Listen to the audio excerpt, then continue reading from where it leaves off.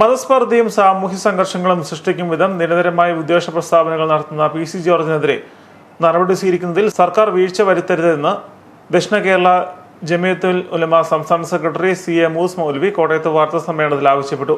P C ജോർജിനെതിരെ സ്വമേധയാ കേസെടുക്കാൻ വകുപ്പുണ്ടായിരിക്കെ നിരവധി പരാതികൾ നൽകിയിട്ടും നടപടിയെടുക്കാത്തത് പ്രതിഷേധാർഹമാണ്.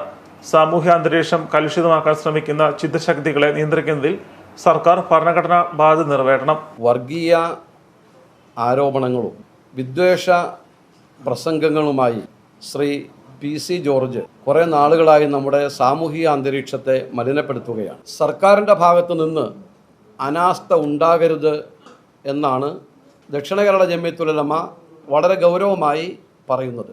അങ്ങേയറ്റം അപകടകരമായ ഒരു സ്റ്റേറ്റ്മെൻറ്റാണ് എന്ന് പറയാതിരിക്കാൻ പറ്റില്ല.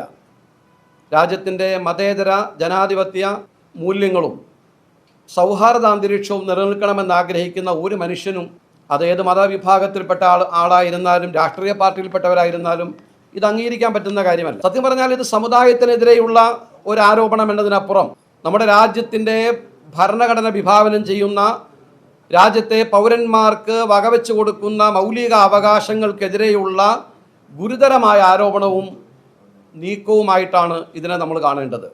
പാലോളി കമ്മിറ്റി കണ്ടെത്തലുകളുടെയും അടിസ്ഥാനത്തിൽ മുസ്ലിം സമുദായത്തിന് ഏർപ്പെടുത്തിയ ആനുകൂല്യങ്ങൾ അട്ടിമറിക്കപ്പെട്ടു. എന്നിട്ടും മുസ്ലിങ്ങൾ അനർഹമായി വാരിക്കൂട്ടുന്നെന്ന് പ്രചരണം നടന്നു.